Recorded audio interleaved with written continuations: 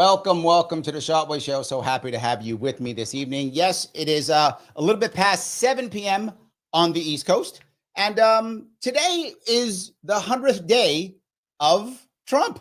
Yes, today is the 100th day of Trump. Very happy that that's happened because now we have something to measure him against directly. The 100th day, he had said that he would have a great 100th day. He told us that we would have a golden age. Let's see if we have. I brought together with me tonight two people who have been on this show before, two people who I think will have different views, I would say, on the Trump 100 days. I hope it'll be very interesting. First off, our returning champion, the man himself, the dragon of the Southern Tier, the man, the myth, the legend, Michal Vass. How are you, sir? I'm doing well. And one slight correction to start off with, it's the way people count. Today would actually be 101 days of the Trump administration. Yesterday was the 100th. It depends on if you count the 20th or the 21st of January. So people get it mixed up a little bit, but it's officially 101 days. All right. I'm going to say 100 because it makes me look good. So I'm going to say 100 because of that. So that's what I'm just going to say. And our other returning champion, the man, the myth, legend himself, he is the one and only Dan from the internet. How are you, sir? Hello, humans. And not to, do the taboo thing against the host, but I will agree with my soon-to-be debate partner, Michael, here, that I will say it's the 101st day. So, hopefully this will be one of many agreements we have later on the show. See that? But I agree with your math. We'll see. I agree with your math. We're starting off on a very positive note already. I love it. I feel the love. It's amazing. So I gotta say, I was, when Trump came aboard, I was skeptical, but I was kind of positive. Like, I wanted him to be successful. I really did. I was the same way when Biden came aboard. I wanted Biden to be successful. I do not think Biden was successful, but I did want him to be successful. And when Trump came aboard, I want him to be successful too. I feel like if our president's successful, that we are. So I was very open to him being successful. I was skeptical and concerned, particularly with his immigration. I was very worried about immigration. I was very worried about that piece. Michael, you and I talked about this. I was very worried about that. I was super worried about tariffs. I was like, this does not look good at all. But you know what? Maybe he's got some magical plan I don't know about. Let me make some assumptions here. So why don't we touch with what I think was maybe his most important one, was immigration. Well, before we start that, there is something I want to remind everyone. Okay, go ahead. As we can all see right now, none of us are in chains. Women are not stuck in the kitchen or barefoot. World War III hasn't started because of the United States. And everyone, all American citizens, can continue to vote. No rights have been changed. Amazingly, unlike the promises we were told in 2024, nothing has changed for American citizens. All of the doom, the gloom, and the devastation we were absolutely promised day one from the left didn't happen. I think we should acknowledge that. Well, it's respectfully, I disagree. Well, let me go one point, Dan. I'll give you a shot. One point. The point I'll bring up is the mainstream left media. I said left. That's wrong. The mainstream corporate media. Maybe that's a better way of saying it. The mainstream corporate media told us that we were going to have no more elections, that he was going to be a king, that we were going to lose our rights, that women and gay people would have no rights. They did tell us all that stuff, and they were wrong. That's true. But Trump didn't say that, and Harris didn't say that. So the campaigns didn't say that, but the mainstream media did. Go ahead, well, Dan. First of all, let me just make it clear that I do not represent the so-called mainstream media that you describe. I think if you're watching the Power Report, I'll just like framing what Larry Sharpe was saying. I don't represent, I'm not the MSNBC left. I'm not even the Hassan Piker Majority Report sort of left, right? Like, I am my own thing. I don't like the labels. I appreciate y'all for having me in this space. Secondly, I just completely reject this whole idea of, I want to argue on the issues, and I understand that I'm fundamentally outnumbered in the fact that I am a, left of center voice on this show that is full of, my wonderful libertarian and right of center friends who are joining me on here. Because I think we have a lot of fundamental agreements with when it comes to policy. I think that once it comes to partisanship, we start to be a little bit, iffy here. So, I can expand on that for a little bit while, but I just like fundamentally disagree with a lot of your assertions on the last sentence basic level that rights haven't been lost, that women and LGBTQ plus folks don't feel less represented within the federal government. That hold on, let me touch that piece if I could. One last thing is like many of the I fundamentally believe, like, let me just put this out as my thesis statement. Yeah. That's this argument that like I think obviously I'm a leftist, like everyone in your audience is going to put me on that. But I think if you are a full-blooded libertarian like Larry Sharpe, if you're a common sense person, like I would like to believe Michal Vass is, that you will not like the Trump administration. That's not true. That's backhanded compliment. Thank you. Yeah, but no, look, let me touch a couple of those pieces. One, Dan, you know my audience. I have lefties in this audience who support you every time you come on the show. So they do. So this is not crazy libertarian audience. There's a lot. I will say they are also in my stream as well. So there we go. It's hard to delineate a YouTube audience for like what is representative in any sort of direction. We do share some audience members. We do. We share, which I appreciate. Yes. So that's one. Second piece is I wasn't saying you were that. I was talking mainstream. I was talking the mainstream, and it was very specific. I was not saying you at all, just for clarity. And be careful what you define as mainstream, because everyone defines it differently. I will tell you what I define mainstream as, so we know. Mainstream is legacy media. That is how I define mainstream, legacy media, meaning it's legacy.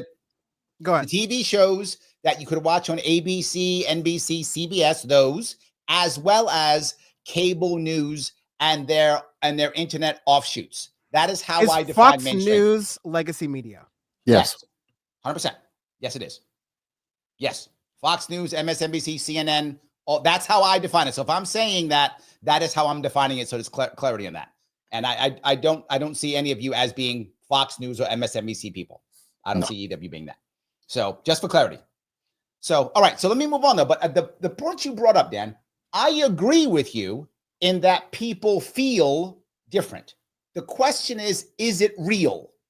I know for sure, I know a lot of people in New York City who feel terrible about this, and they do feel less than, and they do feel less represented, and they hate the fact that DEI is gone.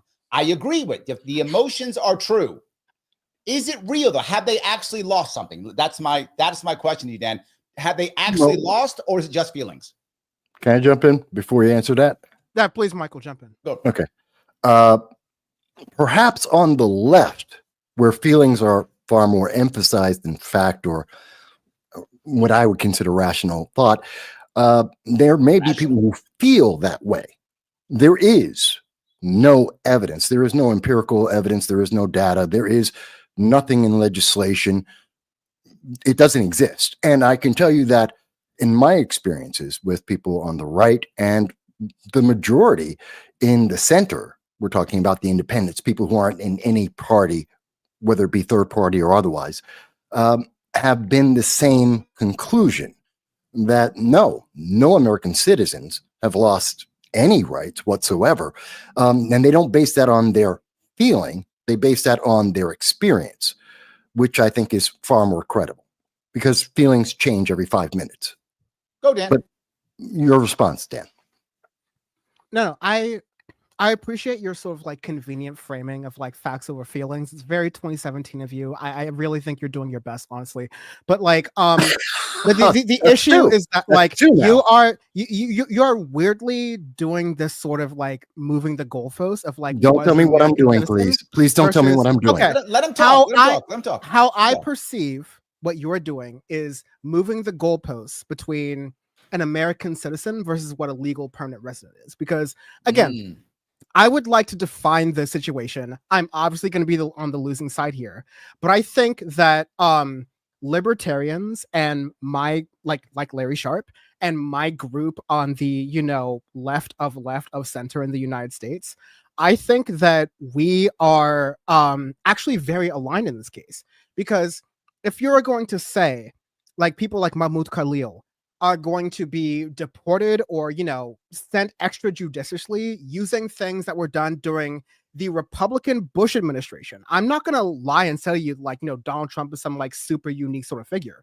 This groundwork has been laid out and these libertarian principles have been violated since the Bush administration. So Republicans and Democrats have done this both very similarly, right? So what I'm trying to say is that if you are saying from a freedom, liberty, libertarian, free speech sort of perspective, these things are fundamental to both libertarian theology, I think progressive ideology, and American ideology. If you think these things are truly principled, then you are not going to look at someone who has stood to, a more moderate stance than voices like Jewish Voice for Peace against the ongoing, atrocity that is going on in Gaza through hold on. Before Michael, the fact that Trump administration is violating the rights of people who are protesting against that. Okay, before you go on the high horse of that moral high ground, let's hear. Oh, am I right? No, you're not. Larry, go ahead. One second. Chill for a second. Here. What I want to touch is, Dan, there's two separate pieces though here. And one is what Trump is doing or the administration has been doing, is it righteous based upon someone's moral or someone's political views? And or two separate things, is he being successful in what he wanted to achieve? Now, to be forward with you, I hate the fact that that guy was removed. I hate the fact that he was arrested and disappeared. I'm with you. I think it was fucking terrible. I can't stand it, and I never did, and I said it publicly. I'm with you on that. And also, in that case, I am also in the minority. To be forward, most Americans either don't care, option one, or are glad they don't care. So if I'm part of Trump administration, that's not a loss. That's a win. If I'm part of Trump administration, if I'm a Trump supporter, that's a win. That is the success, even though you and I may disagree with that. Does that make sense, Dan?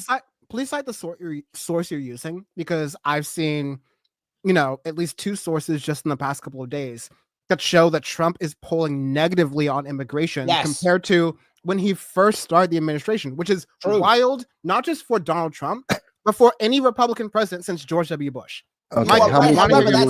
That's a recent change. When our guy was put away, America was still all on for Trump. I will also say that any poll you're reading right now, just really fast, Michael, I really want to hear your thoughts, but really fast. Any poll you're reading today at time of recording, this is the 30th of April, 2025, right?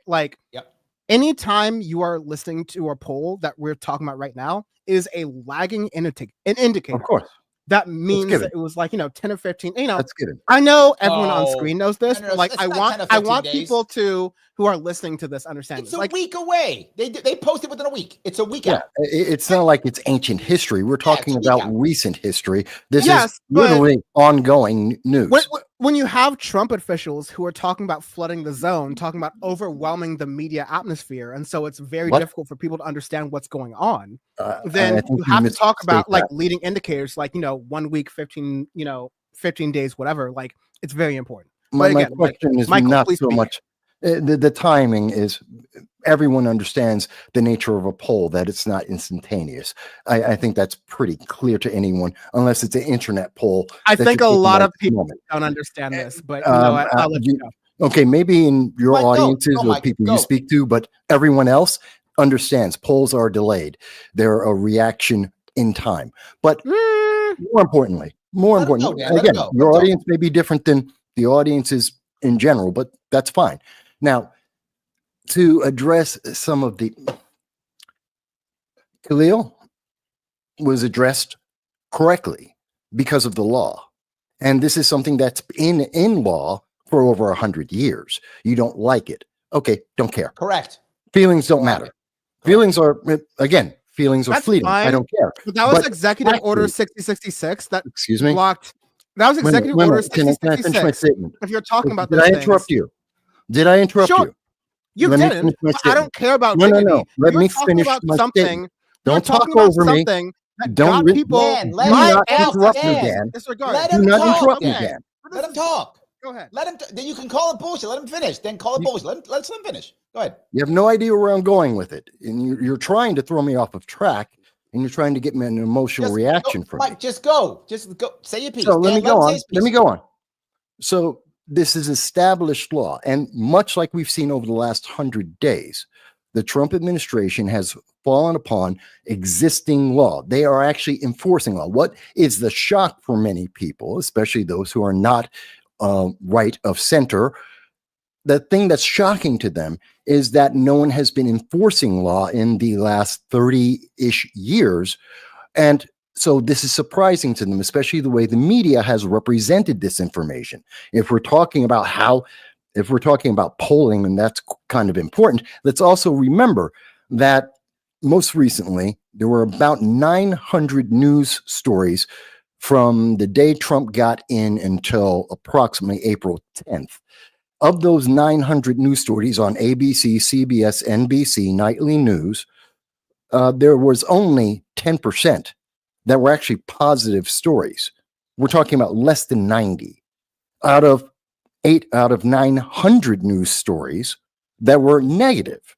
So that changes the framework of any and every poll and also what we're seeing. But even with that, looking at the national approval for Donald Trump, looking at his overall 100 days, what we see if we actually look at the polling and the data long-term trend, not any one individual poll, which may be manipulated, which may have all kinds of errors, but looking at the trend, Trump is actually trending higher today than he was in the first 100 days of his 45th presidency. Name your source.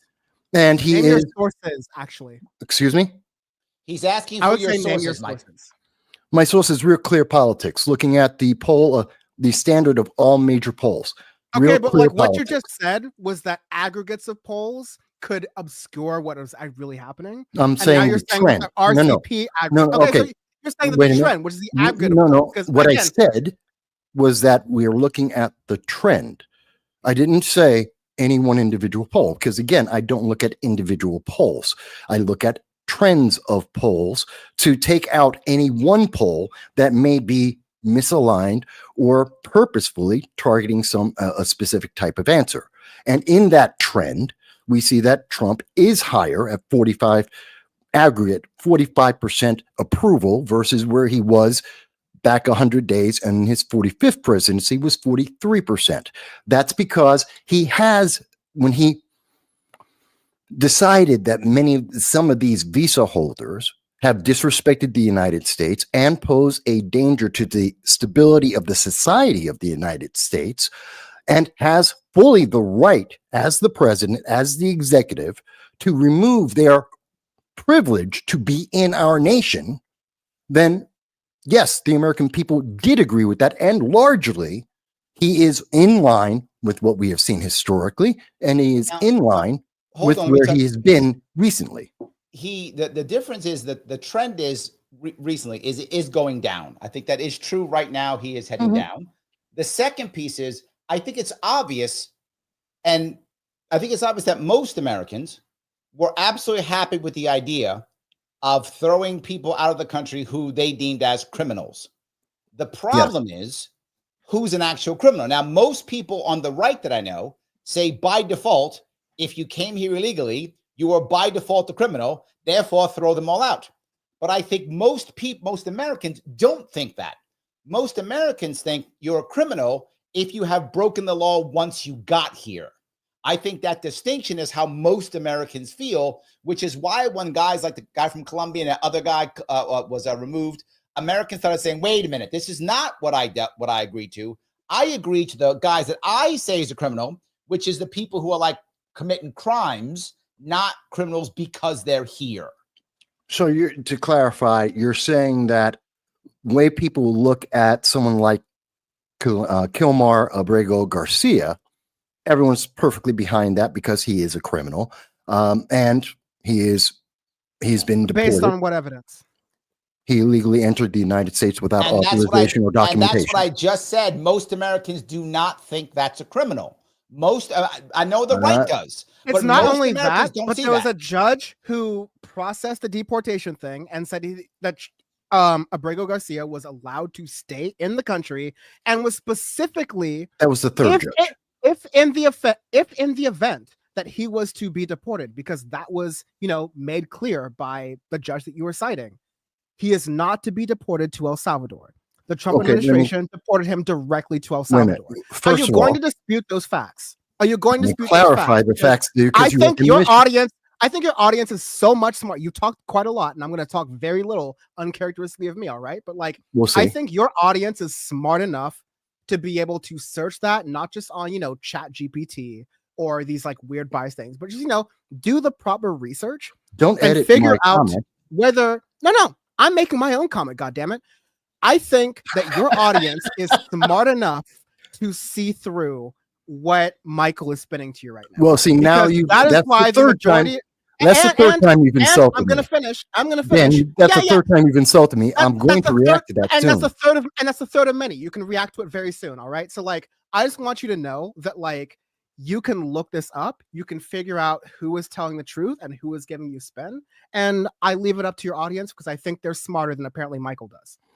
Well, you wouldn't know what my intelligence is because you know nothing about me. But I didn't say nothing about your intelligence. I talked about your audience because you talked about my audience earlier. My intelligence. You talked about my audience. You wanted, here. Wait a minute. You made your statement. Okay. Now I'm making mine. No, stop.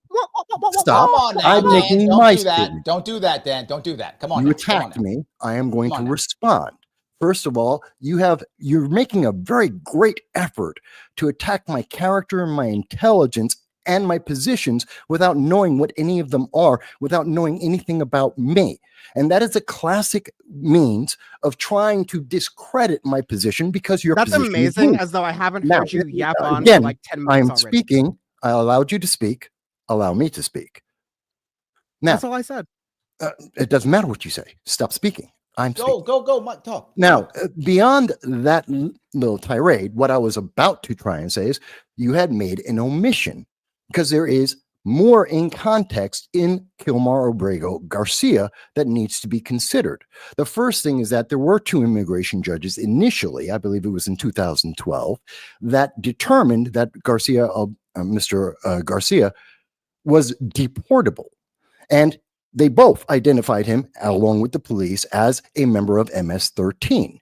Then, after being caught, after getting duly processed, he had gone through the process, and he was deportable. He then took the option that was available due to leftist ideology to say, I'm seeking asylum because his criminality, a member of the gang, was the cause of his need to not go back to his home country.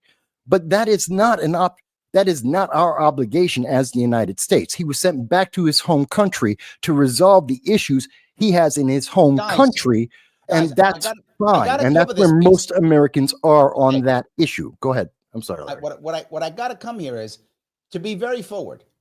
The average American doesn't care about any of that.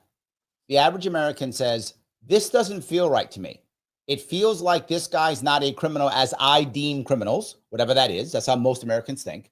And therefore, I don't like the fact that he's getting deported. And I see his wife crying on TV, talking about their kids. I don't like that. This guy seems like a nice guy to me. I don't know. Is he really a bad guy?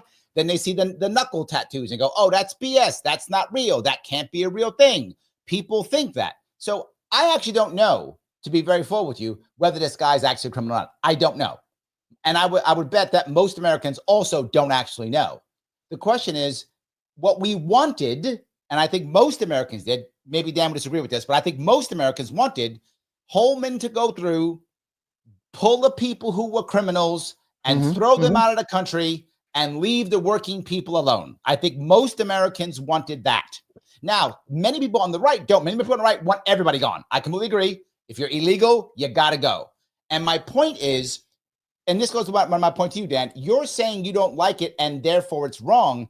I'm saying if you're a Republican, you're kind of getting what you wanted, right? Isn't that a win, right? If say someone who was more left had won and they were, say, putting in Medicare for all as an example, wouldn't guys like Mike say this sucks and it's terrible? But you would say they're doing a great job because they're doing what you wanted them to do because they won the election. So do you see my distinction, Dan? I think I'm seeing your distinction, and I'm sorry if it seems like I've been attacking you, Michael. You bring smoke, I got it. Like, I'm from LA, that's how it comes from. But like, I'm not gonna hit you on this. All right. Like, I ultimately feel that, you mentioned healthcare for all. Bernie Sanders, just for like the umpteenth time, introduced a Medicare for all bill, I think just today or like, yesterday, in the Senate, because I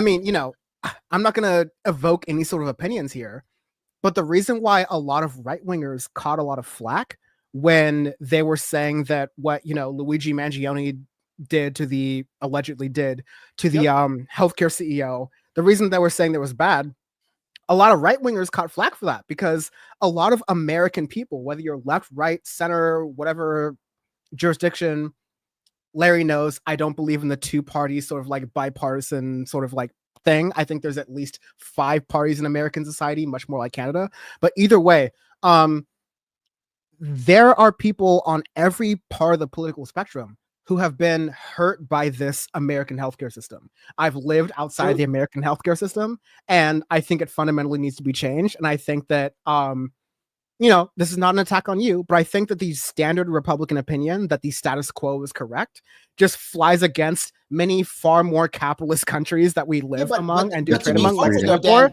and like, have more universal systems, right? I'm not saying you're wrong in anything you just said. What I'm saying is that isn't what Trump ran on, though. Trump didn't run on any of that. That wasn't really on the ballot. I mean, people care about it, but that really wasn't on the ballot last year, right? That wasn't his big thing. He was like, whatevs. So you're correct. I'm sorry, Michael. Larry knows I tend to talk a lot. Any of my fans who know I tend to talk a lot. So I'm going to try to like kind of tone it down here. But I have not been one on my own show, on Larry's show, on any other show to argue as though I am in agreement with what the Democratic Party did. I think the Democratic Party should have had a more open primary 100%. Because I think Kamala 100%. Harris, I have some respect for her. I have a lot of things that I don't like about her. I think she would have gotten mollywopped if the Democrats had a proper primary. It's the same thing where you have like Jerry Connolly, I call him geriatric Connolly, had to step down from his position, a position that should have belonged to Alexandria Ocasio-Cortez, but Jerry Connolly was given because he had seniority, and the Democratic Party, from the city level to the state level to the country level, runs on seniority. The Republican Party runs on like raw power and corruption. And so like these are the two big fires I'm fighting. And of course, like I'm more on the third party libertarian, democratic socialist, get out of the system type of side than either the left or the right. But, when to the quick point of like, is Donald Trump doing what the base wanted? I think that Donald no. I think no, I'm saying that's the question. Yes, that's the question is what I meant. Sorry. Yes. Again, sorry, long-winded Dan here. I really want Michael to talk. But I think that Donald Trump did the classic playbook of promising a lot of grievance politics to his voters to say like, oh, trans people are the reason why your egg prices are high. Like all these different incorrect thing, like, oh, the people who are picking the fruits and vegetables in the state I live in, California, are the reason that you're not able to get a job because Americans would pick fruits and vegetables in California in the desert sun, right? Like we have these. One last sentence, I promise, right? Like I think that Donald Trump, and we're seeing this in Canada, we're seeing this through the rest of the world's opinion. I think that Donald Trump promised a lot of things that were wedge issues, were scapegoat issues that are actually not affected to the people who are actually alive. And when you look at cutting government jobs, when you look at the tariffs, these are things that are actually going to hurt Trump's voters. End of sentence. Okay, but let me do what Sarah brings up a very point. She says, I think Trump has stayed committed to his campaign promises. Yes. But has hit establishment walls in every direction. Yes. He's making deals to keep his campaign promises. Yes. He has to pay off those deals, right? Yes. But is that what the bar is? Like, honestly, like, is the bar? I think it is. Yes. I do. I think that is. I think the idea, Dan, I think that most people would agree with this, that if a candidate says, I'm going to do X, Y, and Z, and then they get into office, they should do X, Y, and Z. I mean, whatever that is, right? One of the reasons why I'm so upset with Alexandria Ocasio-Cortez, she's my congressperson, is she has done almost nothing until just recently that she actually said she was going to do. She backed out in almost every case. And I expected her to be more like a Thomas Massie. Again, you may disagree with Thomas Massie, but Massie sticks to his guns no matter what, even when he pisses Trump off. Trump got mad at him the other day, called him out by name, got mad at him, right? But he sticks to his guns. AOC didn't do that. So I do, and again, I think that is the bar, Dan, in my view. If AOC has, along with Bernie Sanders, grabbed crowds that are unseen in off-election years. So, by Democrats. I need to. No, period. Agreed. Like, look at the Utah numbers. No. Look at the Idaho numbers. Like, period. Look at Trump numbers. Look at Trump's numbers. But can I respond? And Trump's numbers are bitch made. Like, I want you to respond. But I just want to say that, like, to that, like, I really want to look into what Larry Sharpe was talking about, because I respect the fact that you're in the district and you understand certain things. But, like, I think there's a lot of cherry picking going on where you're like, oh, Trump said he'd do this and he'd do this. When I'm like, material conditions, Trump said he would lower prices for certain things. Prices are higher. And like, no, it's not cherry picking. It's what he ran on. Dan, let Mike talk. Let Mike talk. Mike, go. Absolutely. Okay. So one, that was cherry picking. And according to Politico, who did do a review of the top 100 days of Trump's administration, while there are many promises that are still yet to be determined because they're either in action or haven't taken place yet, but that doesn't mean he isn't going to do them. We have seen that there's only 3 promises that he's made that actually seem to be broken. One of them being taking down prices of groceries in the first day, which of course was a political exaggeration. Everyone knew that. That was logical because these things don't move overnight. But yet again, he did make the promise and it did not come true. So everyone typical cop out. It's happened a lot with conservatives over the time. But and go ahead. Moving on, what we have to look at here, and it's a little difficult because you throw in a bunch of different topics, so it loses track a little bit. But looking at the promises of Trump, he was voted specifically by both Democrats and independents, as well as Republicans, and everyone else who voted in America, the majority of them, to actually live up to the campaign promises that he made. He's one of the first presidents to do that. Majority of Americans didn't vote. Can I finish my statement? I'm just fact checking you. No. Can I finish my statement? After that, yes. No. Can I finish my statement? In the future, Dan, take notes and say whatever you think is wrong after he's done talking. It's fine. No. It's not fine because he's lying to your face and it's worth the fact checking. But continue. I'm trying my very best to complete a statement with the same track of mind. And I understand the distracting tactics. And I think the audience can see that. Listen, use the same tactics you think I'm using. I can take them. You are using them, but that's besides the point. The point is that these are the things that Trump promised. He is doing it. He has increased the amount of transparency within the government. Whether that is good for the left or not is immaterial to the fact that this is what was promised and this is what is being done. And we saw that because immediately after Trump took office, we heard for a couple of weeks that the left was constantly, many of the elected officials were constantly saying, is this what you voted for? And the response from the general public on social media and in polling was, yes, that is exactly what they voted for. Yes, this is what we wanted to see. And for the most part, and this is the reason why we no longer hear from the left, pundits and elected officials alike, why they no longer say, oh, is this what you voted for? The answer is, yes, this is. Now, does that mean that every single aspect of every single detail is exactly the way people envisioned it? No, most people don't envision the political process because they don't know it.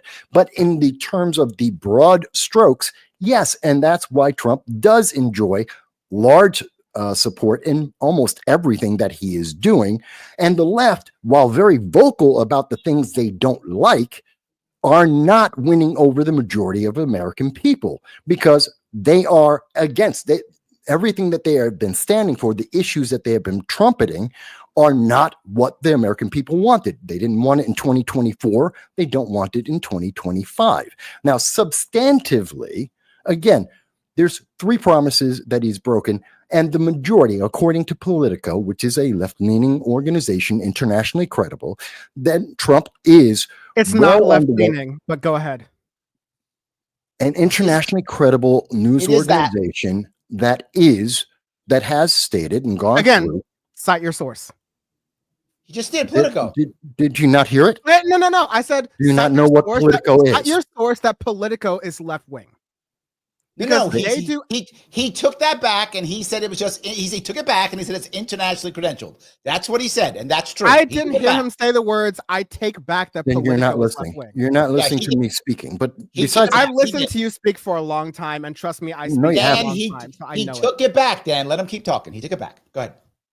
So, trying to regain my train of thought, according to them and most of the analysis, even though it may be something that was undesired by the left, and the further left you go, the more vocal and more angry they are, the center and most of the nation, and this nation is still center-right overall, do agree and have been pleased overall.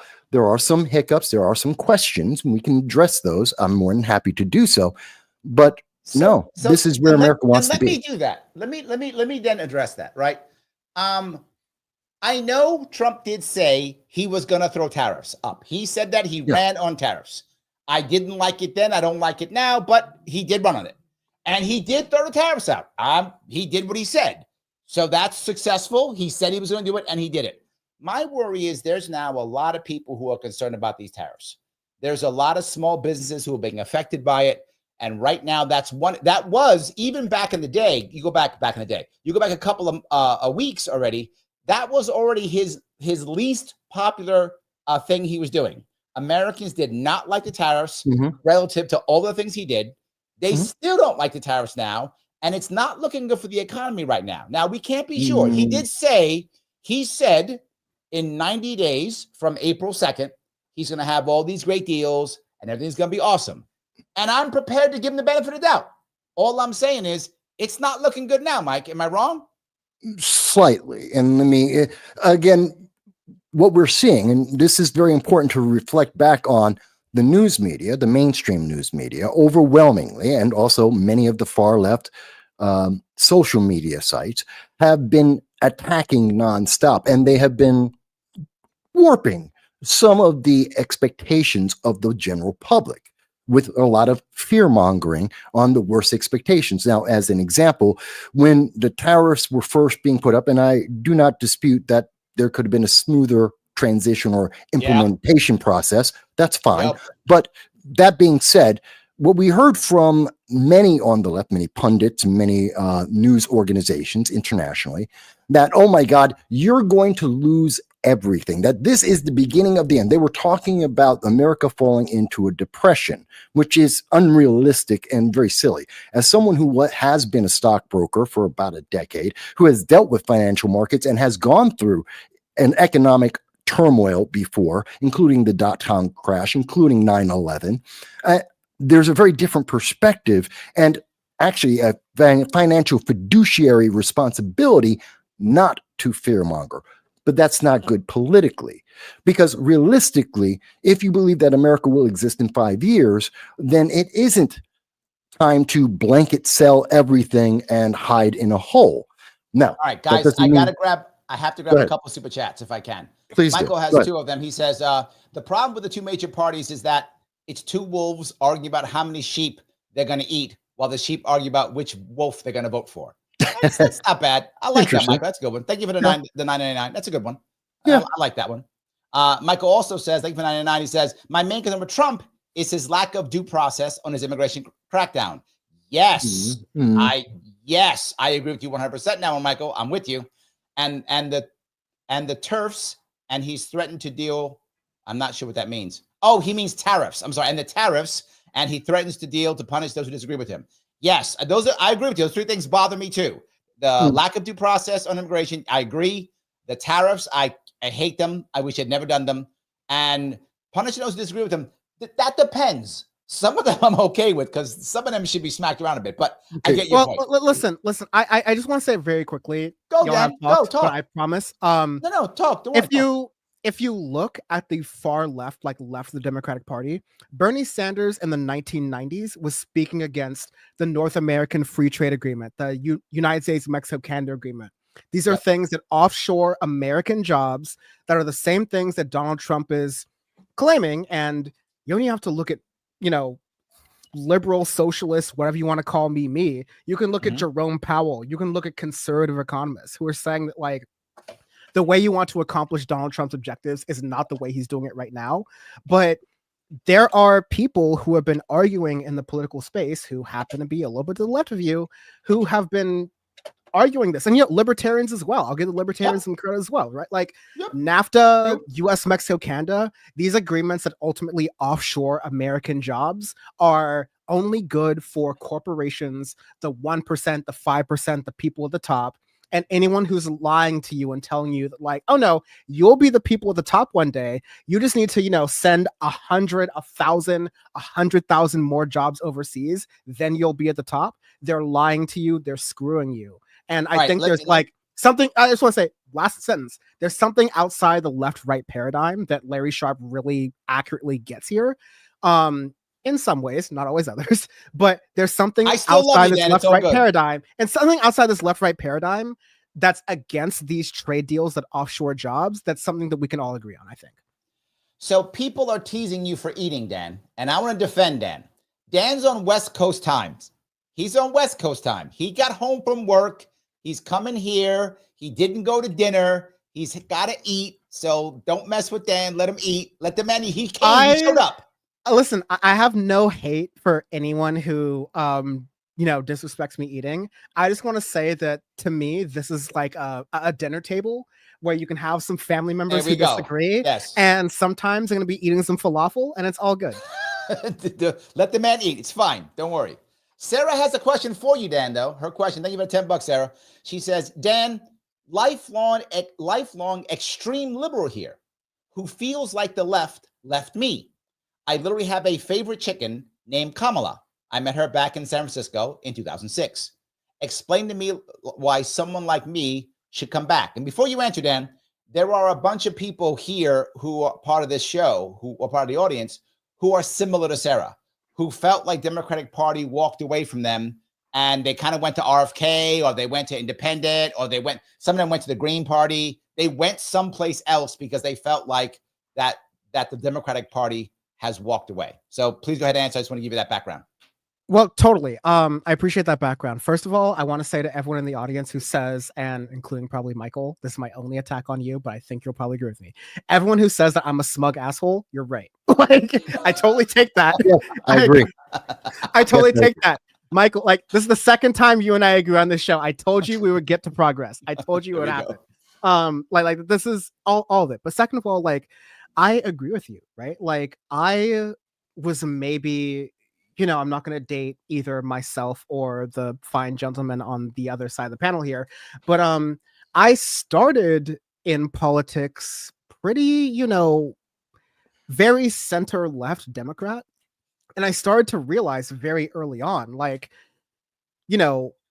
where I was in politics, the values that I stood for, the belief that, like, everyone, understands things, like everyone should have the same sort of rights on things. Like, Michael, I know you want to talk. Like, no, I have a question. I just have a question. Give me 30 more seconds and I will let you answer your question. I promise I'll answer. But, like, I realized very early on that the way I was coming into politics, again, I was a young person, the Democratic Party was not, it's not that they left where I was, but they were just never representative of where I was. And my understanding of politics just, like, needed to evolve a little bit more. And I needed to, like, look into those different things.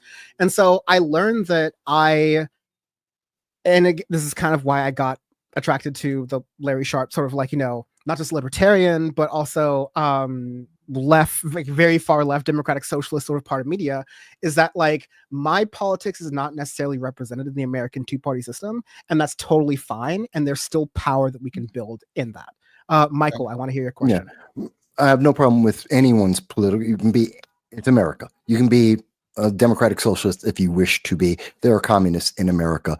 That's fine. True. I just want to make sure everyone's voice can be heard. And when we talk about the issues, we speak about the issues themselves. But my question to you was a point of reference, because you just said that you started off essentially center left, if I'm understanding clearly what you said. I'm summarizing slightly. That's fair. But I want to clarify, didn't you start with the Young Turks, TYT? That's where you got into politics, which is relatively recently, at least compared to me. I've been alive for 57 years, and I've been dealing with politics for over 2 decades. So, but recently, when you started off, you were with the Young Turks. And if that is correct with the start, they're not the center. They may be the center to many on the left, but they're not the center. They're far left of the center of America. So am I misunderstanding? Did you have a start somewhere other than the Young Turks? Yeah. Thank you for framing that in a fairly decent way, but I will disagree with your framing. I started even to the center of that. Like I would say like Chris Matthews. Okay. Yep. Like You honestly, were working with Chris Matthews.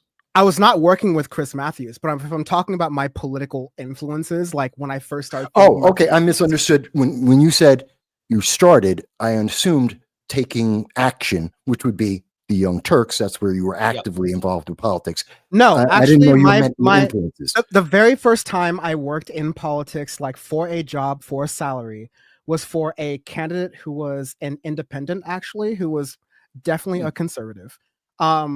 They were a political descendant of Condoleezza Rice. They were within the sort of like California independent Republican leaning sort of things.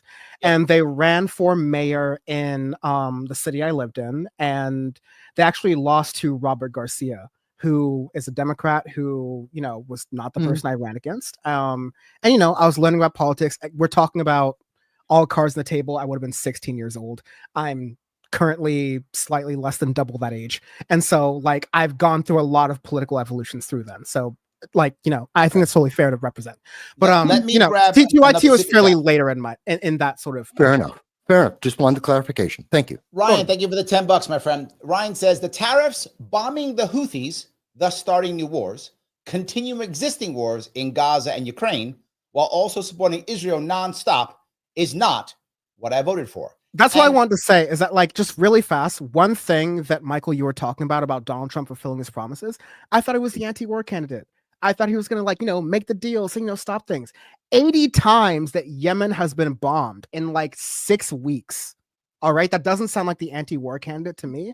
And that's something that I hated Obama for. That's something that turned me against the Chris Matthews sort of MSNBC liberal that I like started out in politics and brought me to the TYT bit that is still staunchly anti-war. And, I've gone very further since then, but I just want to state like, that doesn't seem like what people voted for Trump for. I do.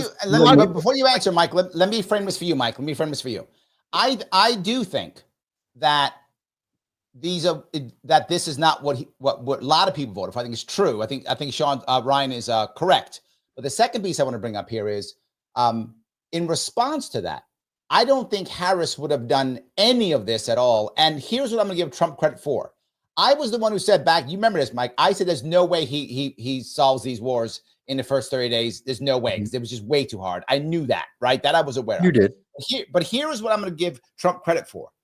Trump is actually doing something to try to stop it, period. Biden-Harris did nothing and would have done nothing. We found out just recently, Biden didn't even ask for a ceasefire. He asked for nothing. So at a minimum, I'll give him credit. He's doing something. So go ahead, Mike. I'm sorry. I just wanted to make sure that was up there. No, you make a great point. And it is correct that in terms of the Houthis, in terms of Hamas and the hostages, the American hostages that they killed, 17 of them, on top of the 34 Americans they killed during their terror event, we saw no real action by the Biden-Harris administration. We have seen action by Donald Trump. Now, is it taking longer than what he perhaps expected it to be? Did it take longer than what he said on the campaign trail? Yes. And as Larry mentioned very clearly, most people understood it wouldn't be a 24-hour process. Those were his words. Absolutely hold him accountable to that. But the reality, the underlying understanding is that he was going to get this done quickly. Now, we've only been in 100 days. This is the first definitive actual steps towards peace that we have seen with Ukraine and Russia specifically. No one else has been able to do so around the world. Many countries have tried. All of them have failed. We now know the Biden-Harris administration didn't even try. So I give credit to Trump that he is engaging, and this is ongoing. So we may get peace from that. Bombing the Houthis, they attacked us in January 2024, and the Biden administration did not respond to that. The Houthis are a terrorist organization. We're not bombing Yemen. The bombs are in Yemen. We are bombing the Houthi terrorists. And there's a very big distinction because people say Yemen, we think of the civilians. We're not attacking the civilians. We're attacking the terrorists. And we've been very effective at attacking the terrorists. Who was the leading party of Yemen? Because the Houthis have been attacking not only American civilian and military ships, and also those of our allies. They have been disrupting international trade. And in fact, because of that, there is more famine in the world, and there are higher prices of goods around the world because the trade route through the Red Sea has been disrupted. So yes, the United States is finally taking offensive action to eliminate or at least greatly reduce the capabilities of terrorists to attack us and harm the globe. So I think Donald Trump is doing a great job there. The problem is the mainstream media will not say this to the American people. They will not frame it this way. They will frame it the way that you did, Dan, which is leading people. It is part of the fear mongering to cause a negative reaction, which is unfair and unjust. To answer the question in reference to the tariffs that Ryan had asked about, we did know that they were going to come. We didn't know the form. We didn't know how widespread. But the goal of the tariffs, at the end of the day, it is a long-term political philosophy and ideology to stimulate the American manufacturing base and to make America self-sufficient once again. That process has bumps. And Donald Trump did say after the campaign, but before, or actually during and before he became president, that there would be bumps in the road, that there would be some pain felt by the American people. Absolutely. We're nowhere near as much pain as people in third world nations around the world. But for the American people, it is unusual and uncommon, therefore extreme. And when you couple that with the news media fear-mongering about it, then yes, it seems even worse. But the tariffs are effective. They are beneficial long-term. Go ahead, Larry. I want to pick up what Long Shot F says. It's not feelings, that's law. However, Long Shot, you are accurate. However, polling and Americans liking your president is all about feelings. Voting is very often about feelings. So while you might be talking about the law, that's not the question I'm asking today. I'm asking, what do Americans feel about the first 100 days, right? And it is feelings. We are literally talking about feelings. So that's all. I just want to be clear. We are. I'm not. I'm not really. I'm talking about facts and third time I agree with Michael. There we go. But I'm just saying we are. When people go into that poll and they take the poll, it's how they feel about the question that's asked, right? You and I, Larry, have a fundamental disagreement to an extent on that. I think that is somewhat of a factor in the background, in the back of their minds, maybe. Yep. But I think people vote very, I don't know how large a segment, let me say it that way. I don't know how large a segment is voting only on the emotions of the moment, which is what the news media, that's what the advertising, the campaigns, that's what they try to capitalize on, that emotion of the moment when someone goes in to vote. But I think many voters, especially those who vote in primaries, those who are political junkies, those who follow the issues or have a specific issue, a key issue that they follow, which is a large segment of the American people, they aren't swayed emotionally. They're swayed by their issue or the overall impression of consequences. So we've always had a fundamental disagreement about that. But let me talk about feelings right now, because people are liking Dan when he says mollywopped. Sarah says, okay, Dan wins a point for saying mollywopped. I don't know that one, but I like it. And then Pinkerbell says mollywop is a criminally underused expression. So I would agree with that. You did get points for that one, Dan. So whatever happens, you got at least a point for that for sure. Phil goes on to say mollywop is a good word. You got the people going on that one, man. That was a good one. Well done. No. That's one of them. That's one. Go ahead. He says, I shall sane wash the mollywopped. That's what she said. So yes. No. That's a shout out to my old school homies. Like it's my unks. Those are the ones who taught me that phrase. There we go. The respect ends slightly there. Like if I just need to respond to some of that. Please go ahead. Please. Like first of all, I just want to state for a fact, 36.4% of Americans were eligible voters who did not vote. Like they just decided the ass was their seat. And that's not unusual. I just, it's not unusual, but I reject the idea that if you add, go ahead, do the math for me. I welcome you to. If you add non-voters plus Democratic Party voters plus third-party voters, that Donald Trump ekes out of this with a mandate of any kind. And listen. One question, one clarification point, if I may. Go ahead. Okay. Anyone who doesn't vote doesn't count. They don't exist in terms of politics. Hold on. There is, if you're not voting, there is no voice. You can't hold assume. on. I'll go the opposite on this one. Here's why I'll say he has a mandate, Dan. Here's why I'll say he has a mandate. Here's my response to that. He does have a mandate. Why? Because the 36% who didn't vote, they all heard all the same stories everyone else did. They heard he's going to be the next fascist. They heard he's going to take away all our. They heard every story everyone else heard. They knew him from his last time that he ran, and they thought, whatevs. And it wasn't enough to get up and vote. So I would say that says by default, they're like, whatever, it's fine. If they cared that much, they would have decided that the seat wasn't important. They would have got up and voted. And people did. And you saw it, by the way, in Canada. Canada just yesterday, Canadians got up because they were mad at Trump and they got up and they voted in droves. They did not like Trump and they got up and they voted. So my argument to you, Dan, would be he did get a mandate because a bunch of the people we're like, fine, we don't care. He's probably going to win or whatever. They didn't care. No. First of all, I encourage folks, shameless plug, to check out my show Power Report, which we cover world politics all the time on every time Thursday evenings, 9 p.m. Eastern, 6 p.m. Pacific. But the second thing, please follow Dan. Follow him on Dan from the Web on Twitter. Please do so. So go ahead. Yes, please keep plugging. Dan from the inner.net on Blue Sky and all like normal platforms. But like, let me just say that I never sort of like conceded to this framing, this idea that the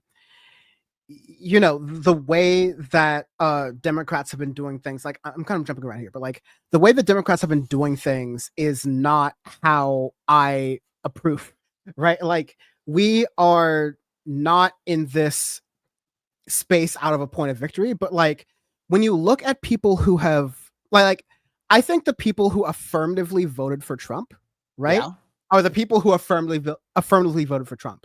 They're people like me, right? Like I live in a state where frankly my vote does not matter because it's going to be drowned out by the people. Yeah, we out here, right? But like there is not enough space in the American electorate for nuanced positions. One of the number one rules of Power Report, which is the reason like I kind of brought it up and I was like kind of coming back to it, was that you cannot copy paste the framework of American politics onto any other country. Every other country has a different system, has different dynamics, you have a bunch of different things. And so you'll get differences, especially countries like Canada and Mexico that are very influenced through agreements that we already discussed about us being on the same page of not liking NAFTA, the US Mexico Canada agreement. A lot of the things that Donald Trump is supposedly running on, we're going to get rid of these bad trade deals. These are trade deals that Donald Trump signed, which I agree are bad, but to argue that he is like Donald Trump is acting in good faith for these things, I think is just like a disservice to people trying to understand politics. Well, because let me go to the good faith piece, right? And this is the part I bring up with the wars. Do I think that Trump actually cares about ending wars? I don't think Trump cares either way. To be forward, I think he cares either way. But I think Trump does want to be a president that goes down in history as being a peacemaker. I think he cares about that. I think he wants a Nobel Peace Prize because Obama got one. I think he wants all those things. And you might go, well, that's selfish. I don't care if he actually stops the wars. Now, I'm not saying he is, but I hope he does. If he actually stops the wars and the death ends, there's just so much that's based on it. And again, I have to say this, like, I am coming on a show that is supposed to be like libertarian paradise, and the amount of rights, of liberties and freedoms that have been cut in just the first 100, and I agree with Michael, 101 days of this administration should just be like absolutely non-starter. Okay, you have to help me on that one, including you got to help me on this one. Give me a list of all the rights that were taken away, please. Since when were you, a British citizen who was traveling on a visa, and then you're sent to ICE by the United States? When are you someone? And again, I know when this has happened. This is 2001. Also yes, and I hated it then. Shout out to Barbara Lee, who was one of the only people, a Democrat, who stood up for Democrats, who stood up for constitutional rights, who stood up for libertarian rights, and said, we are not going to do this blanket authorization that gives presidents from George W. Bush to Barack Obama to that's not Donald Trump to Joe Biden. It's not Trump's fault, but if Donald Trump were someone who was, again, if this overall conversation is if Donald Trump is good or bad overall, like on the libertarian perspective, that's what I was invited on to talk about. But the point was, at the first 100 days, how does this look out for the Trump administration? And this is a continuation of the pro-war, pro-expansion of the government type of politics that Donald Trump and the Republican Party has claimed to run against ever since George W. Bush left office. Okay. Go ahead. That is a viewpoint. I can't see how you get there. I don't know how you get to that conclusion because it's not supported by actual fact. It is supported by feelings. It is supported by desire. It's supported by 2001, not 100 days. Well, exactly. It has nothing to do with Trump. And so let's the National Defense Authorization Act. Which look at Trump, how again Trump passed that? Was that passed under Trump? 45 it wasn't passed under Trump, but it was invoked. Okay, then it doesn't matter to this conversation. It absolutely does matter. That is you moving the goalposts for what makes sense for your argument. Did that get passed under Donald Trump? You moved the goalpost in 2002. That was you moving the goalpost. No. I'm trying to say that, like, my argument is not necessarily this is Donald Trump's fault or this is whoever's fault. This is a systemic argument. This is why my view of the system is, in my opinion, better than your views of the system, because I am looking at not only how Republicans have done this and not only how Democrats have used this, but how your boy, Donald Trump, is also misusing this while trying to claim he's the anti-war candidate. Don't use the expansion of, don't use the absolute pillage of American constitutional rights to say that your guy's the anti-war guy. Okay, hold on. Bad Lefty says, to be fair to Larry, he's my least hated libertarian. Sorry, Larry, that bar is low. Well, at least I got over the bar. I got over the bar, at least. It's something. So I guess I'm the best of the worst. I'll take it. Okay. So I love this. It's not just let's shift the goalpost. It's like, let's put the goalpost in Alpha Centauri and let's take a trip out into outer space, because it's nowhere near reality. It has nothing to do with reality. It has nothing to do with the 100 days of Donald Trump. Again, we've talked about this before, or at least I've addressed it before. When the argument is weak and it fails, fall on feelings. When that fails, change the subject. And that's what we've done here, because now you want to talk about systemic. In the beginning, there was nothing. And then January 2025 happened. And Donald Trump I'm making my point. The idea that Donald Trump exists in the background is an indictment on your position. Daniel, I'm sorry. Daniel, you've made your point. I'm making mine. Your point sucks. I don't care if you like it. Again, that's feelings. I'm not talking about feelings. I'm talking about the facts. And so, again, you're introducing factors about other administrations, including those that were under Democrats as well as Republicans, that created laws that we all may or may not agree with, but are not the subject of the issue today, which are the 100 days of Donald Trump. And whether or not that is something that we can look forward to and say, is this going well? Is it going badly? Is it off the rails? We haven't determined that. As far as we can tell at this moment, I think we all agree, that Donald Trump has been consistently doing what he was voted to do overall. That is something that is a bumpy road, and many Americans are wondering, can this be sustainable? Is this going to be long-term positive? That's a different question. Democrats and the left are looking for opportunities to attack Donald Trump, and almost every single one of the issues they've attacked on have failed to draw any interest from the American people overall. They, within their own echo chamber, absolutely. Blue Sky is loving everything that you're saying, Dan, but everyone else who's not on Blue Sky are not having that same feeling, that overwhelmingly. Although there are concerns. Now, USA Today, SSRS, multiple polls. Yeah, and I can point to multiple polls as well, and I can point to many articles as well. So stop interrupting me as I'm making my point, because you haven't actually made a substantive argument, and I'm trying to make one. So please stop interrupting me as I do so. I've never challenged your ability to make a substantive argument. Actually, you are, because you're interrupting me as I'm speaking. You are challenging. Just because I interrupt you doesn't mean your argument is false. It just means I disagree with your argument. I want to address it sooner than you can gallop your way to the argument. I'm sorry that you're offended and your feelings are upset because I'm interrupting your point. I don't have enough. Sorry that my emotions don't the facts are hurting your feelings. You haven't brought any facts to the conversation. It seems like your feelings are being hurt right now. I'm sorry. I'll let you finish. I'm sorry. You haven't addressed any facts so far. You've addressed feelings.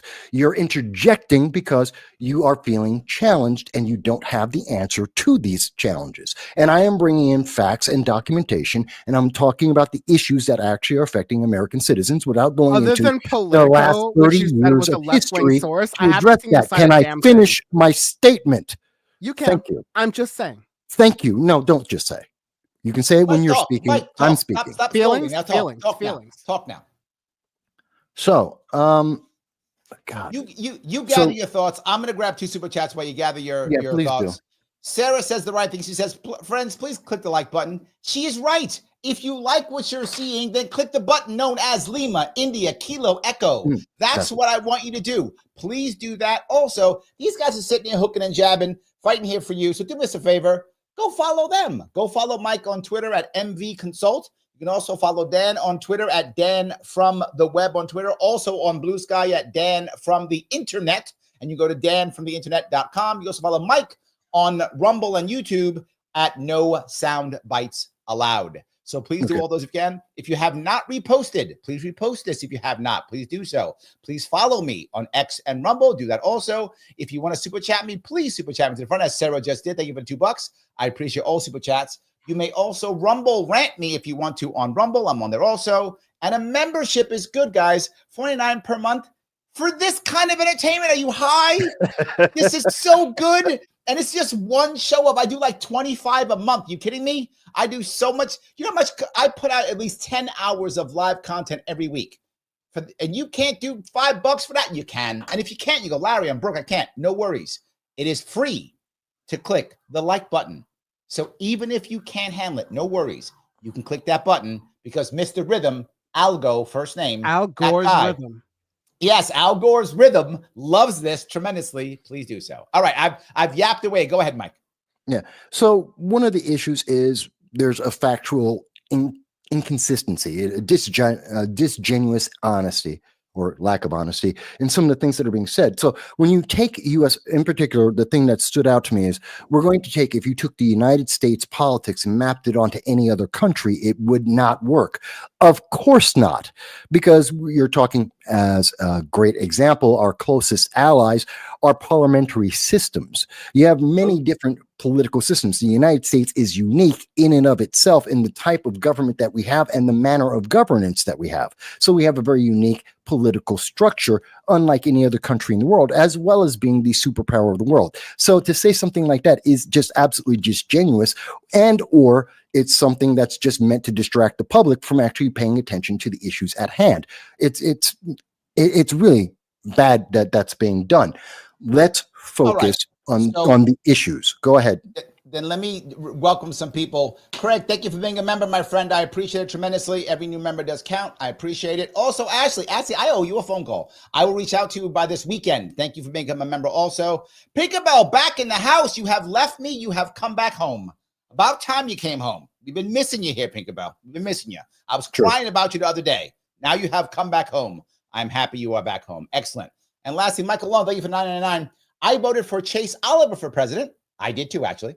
I don't agree with the bombing of the Houthis or have a war against any such group, country, or organization without a declaration of war by Congress. Michael, I agree. And people have told me in the past, they've said, well, you have to declare war against a country. Not true. You can declare war against a group. We did so against the Barbary pirates in the 1800s. Mm-hmm. You can do so. And I do not like the authorization for use of military force. I think it's garbage. If we're going to have to declare war, we should declare war. I agree with you, Michael, 100%. I just want to say really quickly, like, as a definitional thing, like, go ahead and dispute this. I don't care. But like, we have kind of, as a habit, referred to the Houthis as the Houthi rebels. Like, let's just be honest. Maybe not. Let me be clear. Like, not you and I, but internationally recognized terrorist designation. Go on. If you read a lot of news articles, you will see the phrase Houthi rebels. And I'm not saying you don't. Yep. I'm not saying you don't. You will. I'm just saying that, like, Houthi rebels is the phrase. What I'm trying to say here, which is interesting that you're criticizing me about not allowing you to finish a point when I allowed you to finish a point and I criticize. The point that I was actually trying to finish is that the Houthis are de facto in control of Yemen. I don't think you just dispute that. I might. It's a civil war, man. It kind of like what about half of it or so? Is that about right? Okay, well, like one side of the civil war can like send intercontinental ballistic missiles, and if there's another side of the civil war, they're not able to do that. And one side is like actively being, targeted by the Americans. Fair game, right? Like, again, like your framing of it, and I'm not trying to argue on pro or against side, but I'm just saying, like, you can't start it as though the Houthis just started to attack trade. No, the Houthis were October 7th happened, and before October 7th, a lot of history happened. All right, and so people have taken sides. You just have to understand that in a real, and I'm saying realist in a international political economy sense. Of and I understand that someone fights, another person fights back. It's power versus power. I question. I'm saying this politely. I question framing that says that one side started it in the 2020s because that's not what it said. Nothing happens like that. No one said that. I hopefully don't think you did. So no one here said that. Let's clarify something very clearly. Please do. Because there seems to be some confusion that Dan is having, and I'm happy to educate you. Let's be clear that the terrorists and let's not be condescending about it. I've never been condescending with you, believe it or not. Over 15 times so far in the conversation. You have, Dan. Stop. You have. Stop, Dan. You have. Anyone who watches Power Report knows I can be worse. Jump onto the moral high horse now, please. You have. It's video. Everyone's seen it. Now, go ahead. Going forward. The terrorist attack on October 7th by Hamas occurred. There were consequences of that, which we saw with Hezbollah, which is an internationally known and identified terrorist organization, and the Houthis, who are another internationally recognized terrorist organization. Whether or not you like that designation is immaterial. Whether the left likes that or not is immaterial. And whether even if newspapers, which often have 80% of their staff being left-leaning, will also dislike that identifier. And that's also not what I was talking about. I was not talking about dislike. And I'm not done yet. Cool. Emotional. Emotional. Really emotional with the young man thing. Young man. Big dog. Let me keep going. Hold on. Keep going. Guy, hold on. This is from your comment, Dad, of you not being condescending. Bad Lefty says, lol. Pot calls kettle what? Phil says, I haven't been condescending, laughing emoji. Matt says, you backhanded Mike the whole show. Missy says, you have been condescending, Dad. Stop. Matt and goes, noticeably, I've been self-effacing the entire time when I've noted being condescending. I'm just teasing Michael, you, Dan. Come on, you were. I know you can. I'm just noting Michael can't take a joke. Please, when you make a joke besides some of your political views, I'll be happy to laugh at them. But until they come, I don't know, put up a sign or something. And yes, that was something that was condescending. That was a hit. I think I'm owed one or two. That being said, looking at what happened with the Houthis, on January 2024, they initiated an attack in the Red Sea, which did disable and did impede international trade, which did add to the already existing global food crisis, which started in 2022 when the Ukraine and Russia began their war. And so they have negatively impacted the world and the United States and our allies. And our actions there are not just for ourselves, but also international interests, including third world nations throughout Africa and Southeast Asia that rely on that food in a timely manner without it rotting to be able to feed themselves. So let's be very specific. The United States didn't just walk over, take our military ships that are in the Red Sea.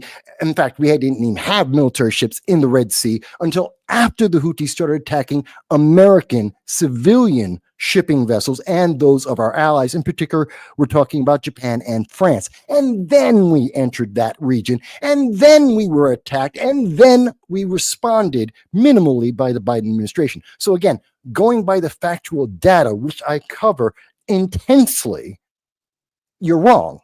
But now that we've schooled that point and made it very clear, let's move on to, hey, Donald Trump 100 days, which we've been distracting from throughout the entire conversation because your arguments have so far been very weak. They're not convincing. They're very emotional. And yes, I believe you've been emotionally manipulating to some individuals that already have a predilection to that. But if anyone is looking at this as an analysis, you can name who emotionally manipulated me, I would love for you to do that, but please continue. I'm not here to talk about your audience. I'm not pointing at those individuals. But what I think my audience, I'm glad your audience is here. I'm glad to hear everyone from Dan's audience. Thank you for watching. Please keep watching. No, but like if we're going to be talking about insults and sly remarks, I need 30 more seconds. I'm emotionally manipulated. I need 30 seconds, please. My own life experience. I need 30 seconds, please. Thank you. You get 30 seconds. Go. 30 seconds more, sure. Go. So with my 30 seconds that I asked for, I think there was another super chat that came in. I think it's really, really important. And that's from Sarah. And I hope, Larry, you can pull that one up, which I believe is one of the critical questions about the last 100 days, which many on the left avoid and distract from. And this is something we were talking about. And then we got sidetracked to other issues. And I ask it again, just as Sarah has. What rights have been lost by American citizens?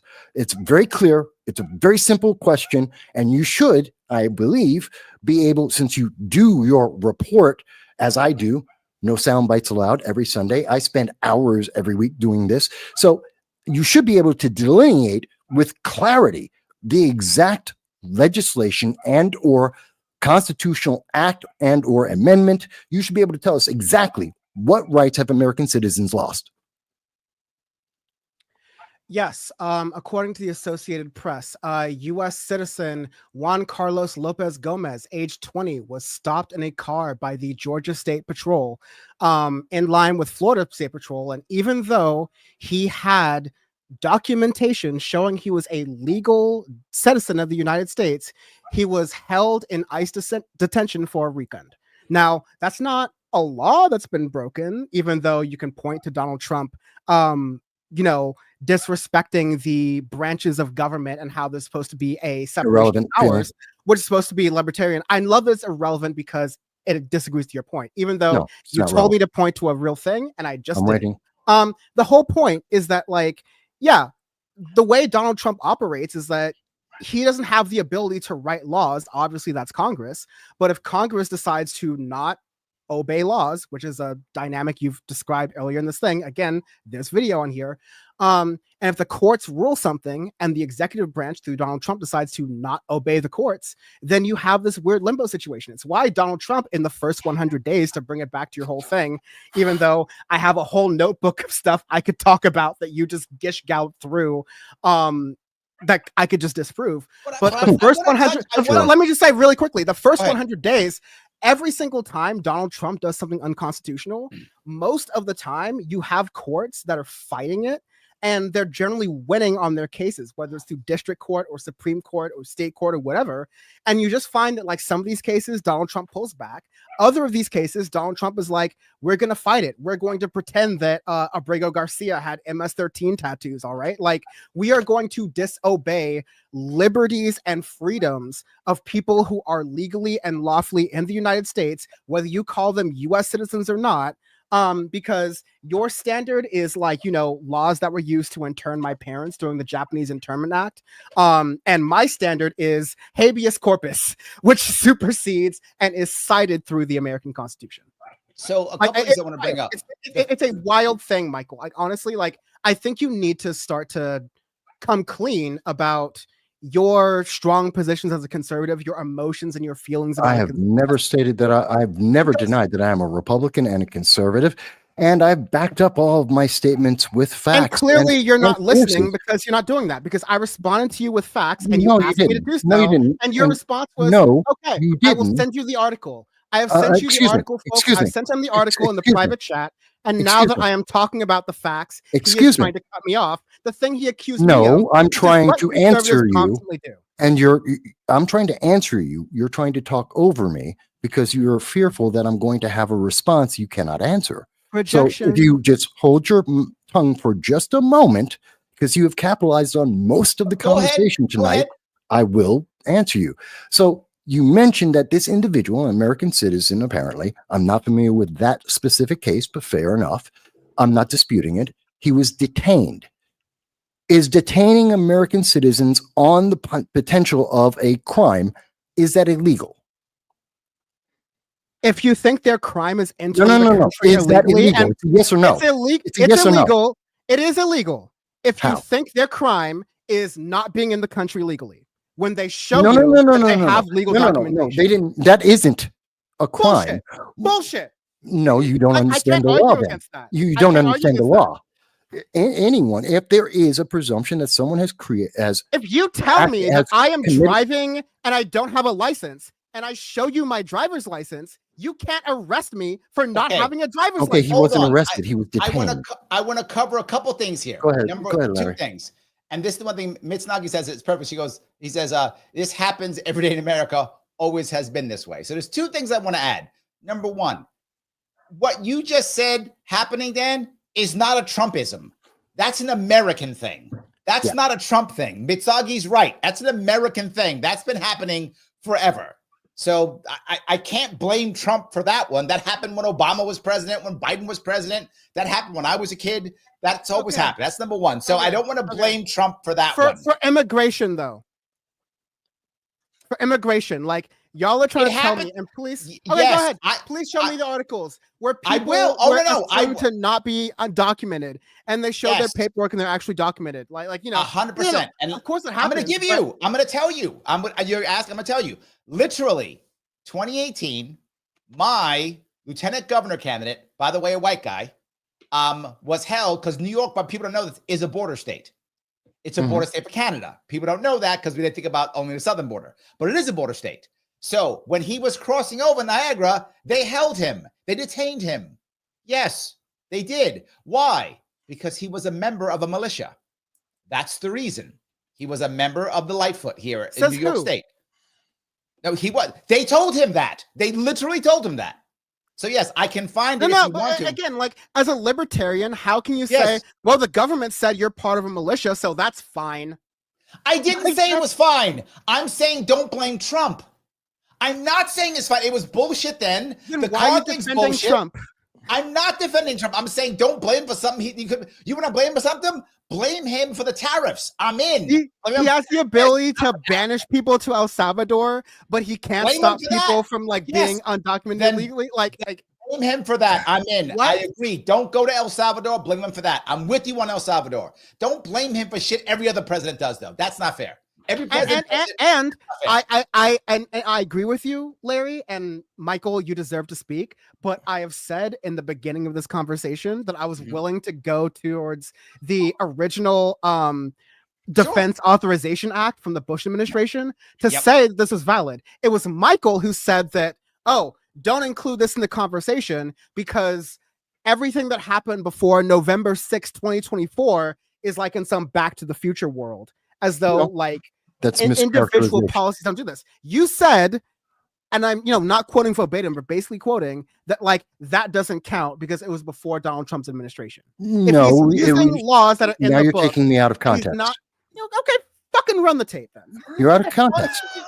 You're out of context. You're talking about systemic legislation. Excuse me, your belief. I'm talking about systemic issues. One moment, please. One moment, please. Let me lodge my complaint. I'm sorry that I can't let you work because your complaint is completely antithetical to your own audience. Attacking my character and trying to attack me emotionally. I'm offending your, sensibilities. No, I didn't say that. He has nothing. You're losing the audience, Dan. You're losing the audience. Has nothing else I'm not losing the audience. The thing. The context. You took it out of context. Super chats from your audience. Of course, I'm going to lose them. Super chats? Okay, that's a member from your audience. And let your members make a statement, but that's besides the point. And by the way, thank you, folks. I appreciate that you're making comments, especially super chats. And I know that Larry often does as well. So please go right ahead. No one's stopping anyone from making a super chat. Again, no American has lost their rights. Detaining someone is not against the law, especially if they believe there is a crime. Without due process? Guess what? Detaining someone without due process is not against the law. Are you going to be on the record for that right now? Say what? My guy. I didn't hear you. Detaining someone in the United States without due process, restricting their access to a lawyer, restricting their access to the normal things you would get through the Miranda rights by being a legal resident of the United States. That's not against the law. Resident, a citizen. And let me answer you because you're mixing several concepts here. Let's be very clear. You're trying to put. Can I answer your question or not? Okay. Are you going to speak for me? This. Are you going to speak for me? Guess what, Dan? Dan, you're neither good looking enough, wise enough, or you're not good looking enough, not wise enough. You cannot speak for me. You're not capable. So stop speaking for me. So stop speaking for me and allow me to speak for myself. Allow me to speak without being interrupted. Okay. I've let it go back before a bit. I get it. I popped one stuff up. I do want to ask one question. If you happen to know what this is, Dan, do you know what pretzeling is? Yeah, what's pretzeling? It's a good for Gabby says Michael's pretzeling, but I don't know what pretzeling is. Is that a good or a bad thing? What that is? I have no idea. It's a bad thing. It means that you're folding and trying to, contude yourself like it's doing mental jujitsu. Oh, I like that. Mental gymnastics. That's what it used to be called. Mental gymnastics. Okay. It's what it used to be called back in your day. I don't know what type of punani you've hitting, but I don't know what. Stop calling us old, Dan. Stop calling us old. I am old. I don't mind that. I don't hide from it. I was good for my age. Don't forget to follow Larry's Rumble. Yes, go over to Larry Sharpe Rumble. You can also send Rumble rants over there if you would. Please do so if you want to. Thank you, Liberty Lady. I appreciate that. Phil, thank you for the $2 for both. Who put the bop in the bop shoe bop? I don't actually know. I thought, was it the boss? I'm not really sure. That's like in the 50s. Yeah, that's a song from the 50s, I thought. Or don't insult my co-hosts here. They're younger than that. Come on. There we go. Sarah, $5. Thanks. She goes, come on. Let's talk about Obama's record on these same rights. True. Call Trump the N-word that rhymes with Potsy and say we have lost all these rights. This is a part that I do bring up, right? I think this is a part. When we go to that point and we start calling everybody the N-word, the other N-word, the one from the Germans in the 30s, when we start using that, I think you do wind up losing a lot of people. Like, people don't want to hear it. Like, you lose your audience when you call him that. That's true. Can I say something really quickly? Like, I don't. Please, and I'm not going to attack anyone here, so I hope this is very fair. But this is just like a thing that has come up very quickly. Is that I am not a fan of this sort of respectability politics because I am someone who has pointed out. I can tell. You haven't hidden that well at all. Yes. Michael and I agree on 4 things today. Hell yeah. No. Yes. Because,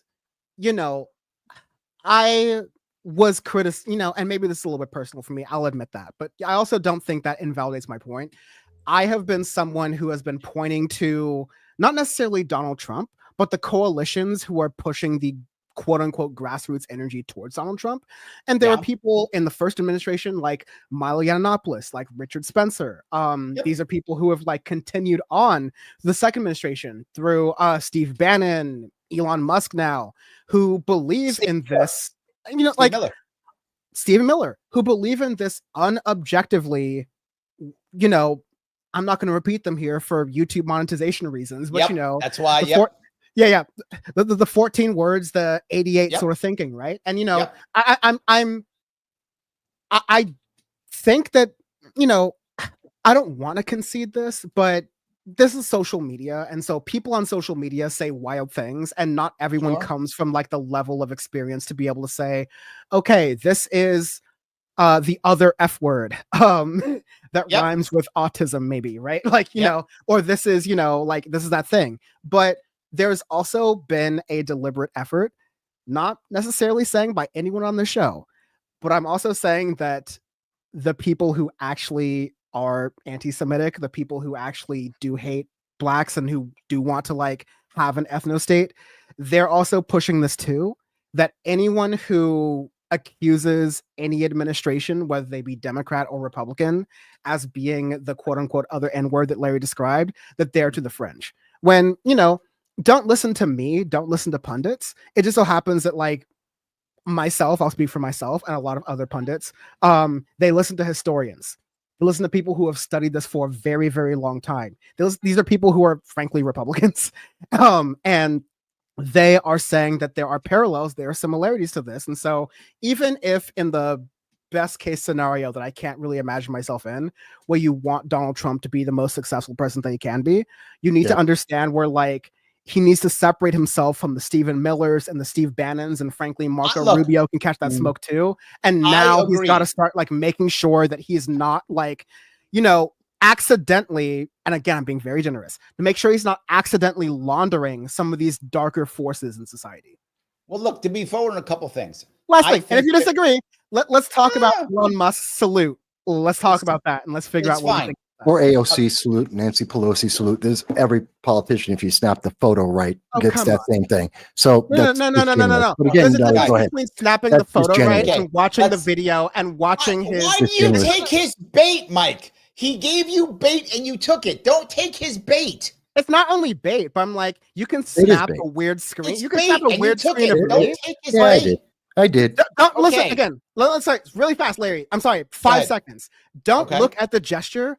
Look at him responding to tweets about white replacement and saying this is the actual truth. Look at him going to the AfD in Germany, the Alternative for Deutschland, a well-renowned right-wing party, and saying that you're all doing the right thing. Let's make sure we replenish German people. All right. So you don't have to look at the salute, although that adds context to the other things I've mentioned, among much else. Let me grab some super chats and such if I could.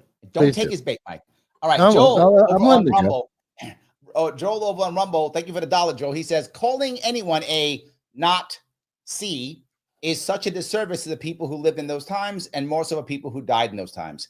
And I agree. I would rather someone use the phrase the F word, the other F word. I'd rather them use that than the N word, because at least you could say there were many people who were the F word. Mussolini, right? You could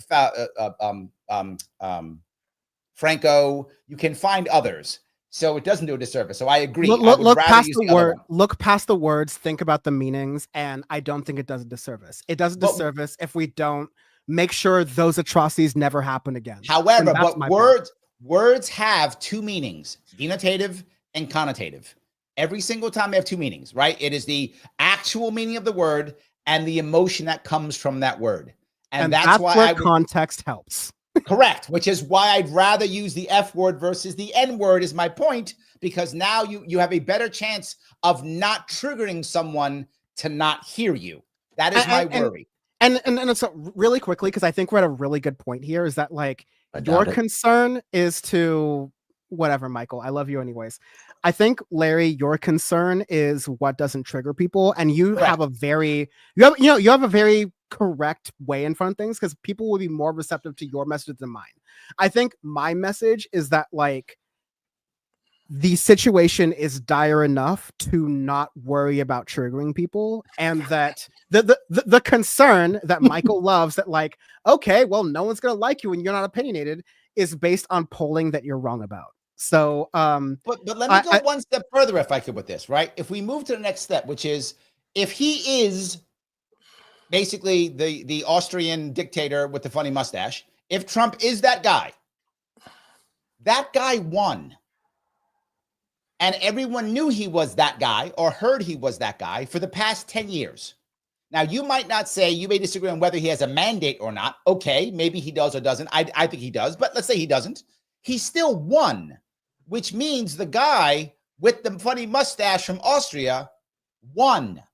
And that means there was nothing else out there. And what I tell people all the time, when you are in trouble, when you are feeling like you need something, and someone puts their hand out and says, I want to help you, it doesn't matter if they have an armband with a funny symbol on it. Nobody cares. They care that someone is going to put that hand out to help them. And when the Democratic Party failed miserably last year, and I would also say, by the way, also Jill Stein, I tried to help Jill Stein in Michigan. They didn't want to hear what I had to say. They didn't want to hear it. They failed to make enough Americans believe that they had a handout for them. The right was able to make Americans believe they have a handout for them. And if they don't change that, the left will lose again. Insults don't work, Dan. They don't. No one's been insulted more than Trump in these last 10 years. Not a person on this planet has been insulted more than Trump has these last 10 years, and he's still a president. It doesn't. I want to let Michael speak, but please give me 30 seconds, right? Like, go ahead, 30 seconds. I think insults do work. Because the insult that Donald Trump and, Elon Musk through Doge have given to all of the government employees who work for the Park Service, who work for Social Security, who work for all these different places, the Consumer Financial Protection Bureau, the anti-scam police, the people who are trying to make sure, like, they're talking about debanking. The Consumer Financial Protection Bureau protected people from being debanked. People have been written off of the Social Security polls. But you didn't have to insult them to say that. You could have just said that. They have already been insulted because they're no longer receiving the payments they were supposed to, that they are entitled to, they paid into their entire life. And so that is when my last 5 seconds. When you see all the people who are angry at town halls of Democrats and Republicans, who are showing up to Bernie rallies, who are showing up to milquetoast liberals like Cory Booker's rallies, that is the anger and that is the insult that is working. And here's the thing. If you insult people in their wallet and you insult people to their pride and what they've worked for their entire lives, it definitely works. But I think it's not going to work in the way that Donald Trump really thinks it is. Now you're pretzeling. You're trying to pretend like that someone losing their job is the same as insulting. No, the lost job is the part that affects them. I agree with you completely. John says, thank you for the 499. Larry, I'm curious as to what Dan's thoughts are on RFK Jr. He had a great interview today. I'll answer that later. Michael needs to speak. Okay, and last thing, Pinkerbell joined for 13 months. Pinkerbell, I got you back for good now. Now you can't leave me. You're mine now. Yes, exactly. Go ahead, Michael. Well, I feel bad that we really haven't been able to address any of the issues because we've been dealing with a lot of the emotion and feelings and conjecture and distractions, other subjects. But I want to try and bring it back to the point at hand, the 100 days. There's over 26 different issues that are important to the American people that actually were accomplished within the first 100 days, as Donald Trump promised and as we saw the American people vote for, even if some people did not like that. I think one of the things that are big is the fact that we're removing the DEI to get back to the issues at hand. One of the biggest things that's been of great benefit for the nation is the removal of DEI.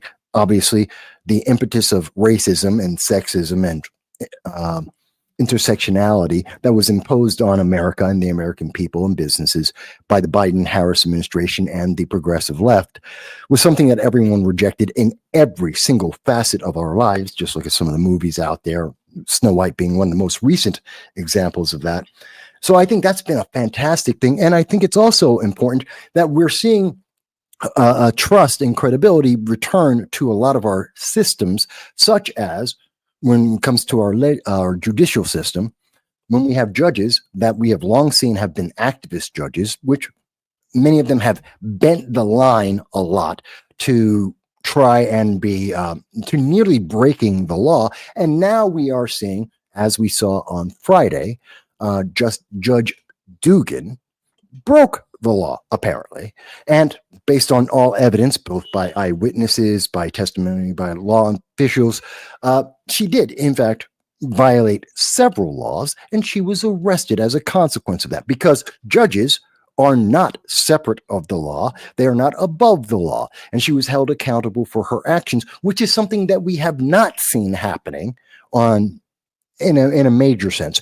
We've seen it in cases of child abuse. We've seen it in cases of drugs or bribery. We really haven't seen it in other cases where they're actually violating something like our immigration policies in the United States, or impeding the operation of the government, as we have seen. And so I think that brings more trust to the American people that the system is being corrected from the far left, ever further left moving bent that we have been on probably since Clinton, but most radically since the Obama administration, but more importantly, under the Biden administration, which has now been reversed in the last 100 days. And I think that is critical. And that's what we should have been talking about for the last hour and a half, essentially, instead of interpretations molded by emotional outbursts. All right, let me grab a couple of more super chats. Guys, I appreciate the super chats. I really do. Phil says, but have you been there? British accent. That was actually funny. I did like that. Yes. Sarah, thank you for $2. What ideas does Dan have? He's just offended. They think you're just offended, Dan. You're just offended. I will just point out, I have a closing argument to say to Michael. And again, like, truly thank for your time. Believe it or not, I'm condescending to everyone. So I do respect what you did have to say. But I talked earlier in this interview, this conversation about Bernie Sanders's proposal just today about Medicare for all. I think that the expansion of healthcare and the elimination of the waste, fraud, and abuse from our private healthcare system would be the best thing for Americans. But, I want to respect some time. Maybe, I would love to have this version of this conversation maybe a year out from Donald Trump's administration, just to see where Michael and I stand on this. I think it's a good group. Well, to be fair, you did bring it up earlier, and then you said, let's address this later. So now this is later in the show to address it. You did push it off and said, no, we're going to talk on other things. So no one had stopped you, and you had the opportunity to speak about it. But since you have brought it back up, no, I don't agree with Medicare for all. And in fact, nor does the American people, because this is the 5th time that this has been presented to Congress, not the first. And every time that it's been presented, when the American people going through their representatives, whom they elect, whom they donate to and support and sponsor, and the people that they yell at, and whether in town halls or otherwise, they have not wanted this. There is no nationwide push for this. And I'm happy, because socialized medicine, which would be very similar to, and the last time I read Medicare for all, could have been rewritten recently. I didn't see the new legislation today, but it essentially would result in everyone in America receiving care as per the VA, which I think is absolutely substandard. It is not effective for our veterans. It is not effective for the American people. Having lived in a socialist country, in Russia, where I spent a year and a half, and I've been through socialized medicine in that country, and seeing how others have to interact with that, and hearing about the problems with socialized medicine in our allies in England, the United Kingdom, and their problems with the NHS, and also looking at the delays and long lines and less efficient medical procedures in Canada. I would not suggest this for anyone, and I'm happy that Donald Trump will oppose that. All right, we're way off topic. I tried to bring it back to Trump. It's not off topic. Like, honestly, thank you, Larry, but like, he tried to say that I brought it off topic because he's been trying to say, and his entire closing statement was that I brought things off topic of Trump's 100 days by applying to the policy around Trump's 100 days. And you even tried to accuse me of running away from talking about a healthcare conversation, which out of respect for Larry, out of respect for Larry, I won't. But I will just say that I am also a victim of socialist healthcare, and it fucking rocked, right? Like it is way better than the experiences I've had with the American healthcare system. And the only complaints that people tend to have about what you call socialized healthcare, what like 105 other poorer countries than us just call healthcare, is the fact that you have conservative regimes across the world who are trying to defund it and make it do worse at the point of care so that people hate it and want to do a privatized system. When I've had privatized health insurance and I've never filled out more paperwork than my life to just get my life, liberty, and pursuit of happiness. So, you know what? I don't think the system works, and I hope you're defeated so that in your old age, you get the best healthcare in the world. Because America, that'll be because I pay for it. And America, and you know what? If you pay for it, good. But I think that if you pay for it, and if someone else who has worked their entire life, 40 hours a week, raising 3 kids, that they deserve the same thing, even if they didn't make the perfect investments. Okay, I'm just different that way. So in my coverage of documented cases and coverage from internationally reported, credible news agencies around the world for the last and your anecdotal experience in socialist. Can I finish my statement, please? Can I please finish? Facts don't care about your feelings. I didn't say that. Can I finish my statement? Again, stop speaking for me. You don't know enough to be able to say what I say. You really don't. Those are emotions. Those are emotions. Go ahead. No, that's a fact. Go. Just go talk. So in my coverage of this for the last 7 years or so, the answers that I have seen internationally. I've been covering politics for 15 years. Bitch, I've been covering it for over 20. You're still my junior. So and you still know nothing. It doesn't matter. Just talk, Mike. Say your point. Stop taking his bait. He gives you bait. You keep taking it. Stop taking the bait. Yeah. It's just annoying. Just stop taking the bait. But the socialized medicine, according to all credible sources that we have gone over internationally, it is not in the best interest of the United States. It's not a better form.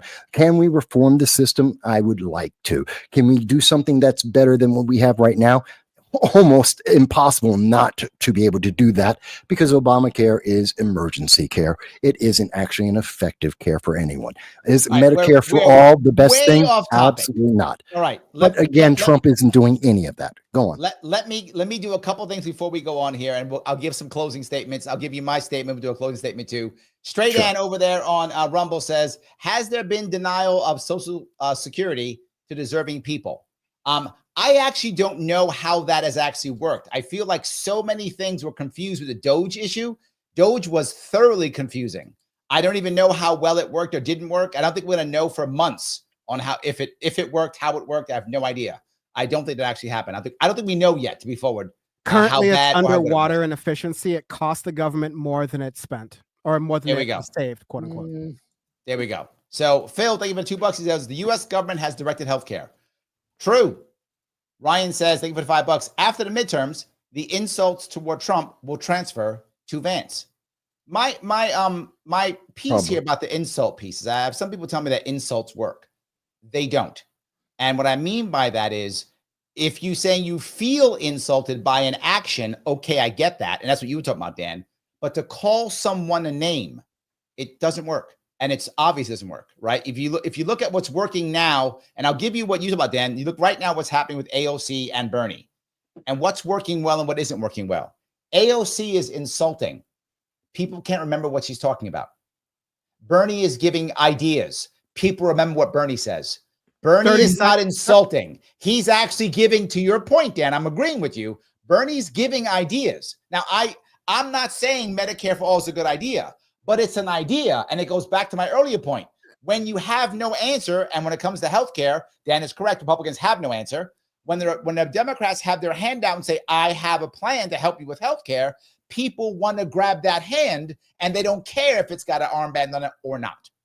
I think Republicans have a plan for healthcare. I just don't disagree with the plan, so I just be correct you for there, Larry.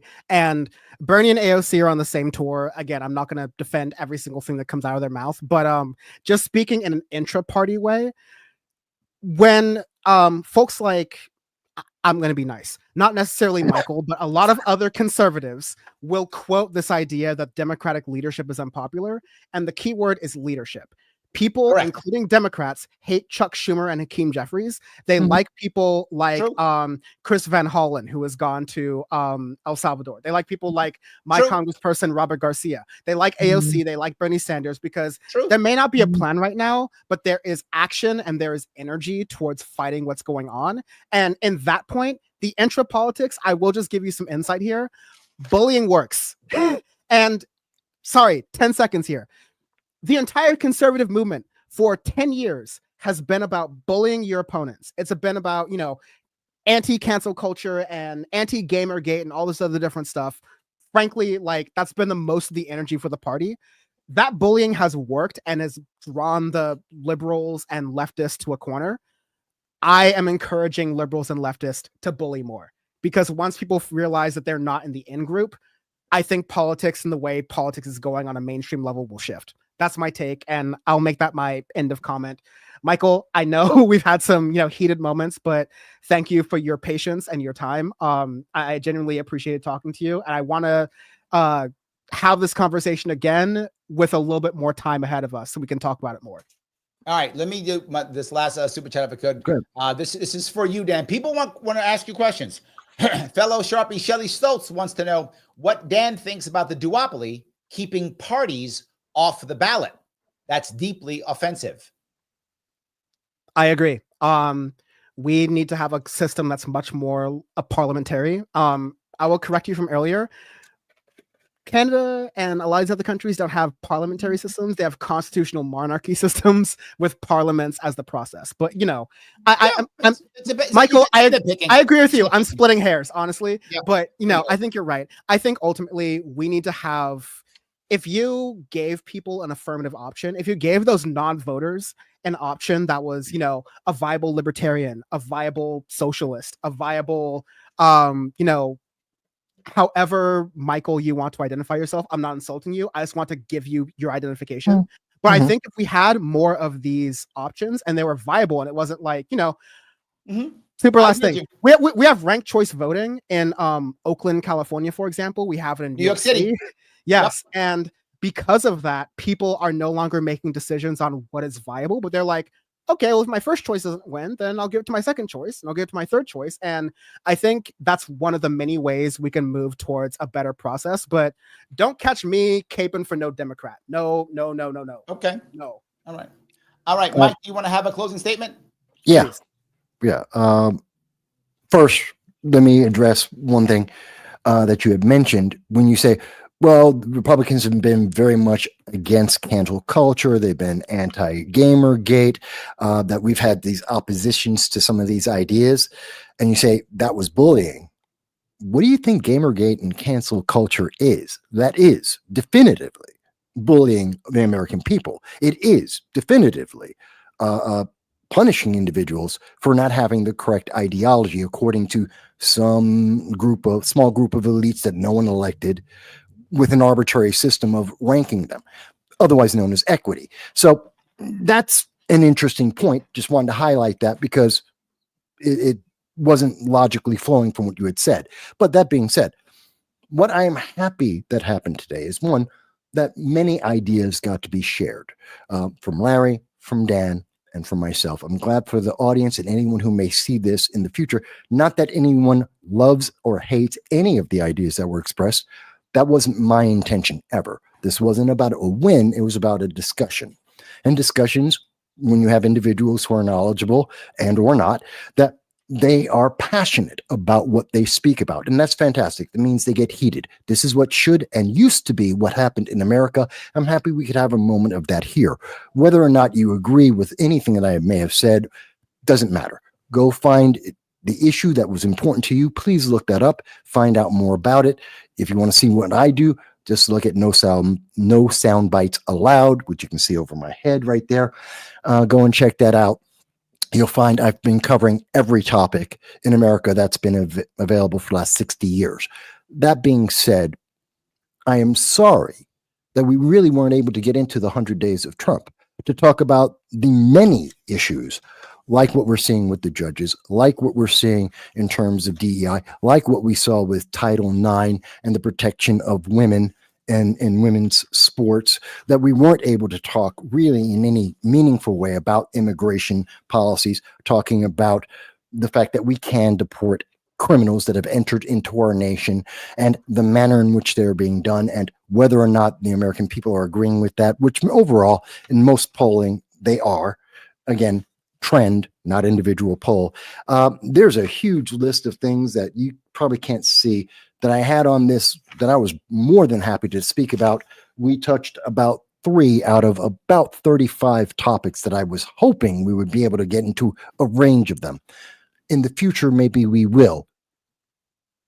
What I will say to everyone, don't be discouraged. Even if you didn't hear the issue you wanted to have covered, even if you didn't hear the argument that you wanted to hear stated, that's okay. Take the opportunity now to find out more information about that issue for yourself. Rely on no one source whatsoever, no matter which side of the aisle it is. In fact, know about all of them. Then reach out and tell others about it. And then we will have a better nation at the end of the day if we all are doing that. I thank Larry for taking the opportunity. I thank the libertarians in the audience. I thank my audience. I even will thank Dan's audience for taking the time to spend about 2 hours with us to hear all of these different points of view. I do thank you, Dan. I do believe you've been rather disrespectful. I do think you've attacked my character. I do think that you have insulted me massively throughout this entire event, and I tried to treat you with it more than a modicum of respect. Of course, I'm always happy to speak with voices I disagree with. Larry and I often disagree. That's not the problem. Would I do it again in the future? We'll see. But well, you know what? I will say this. I would love to speak to you about any of the other 32 topics we missed on. I am sorry that my attempts to state the facts that I was bringing to the table were in some ways misconstrued as disrespect, in other ways correctly construed as disrespect. Yeah. And again, and you know what? Yeah. At the end of the day, I am self-aware.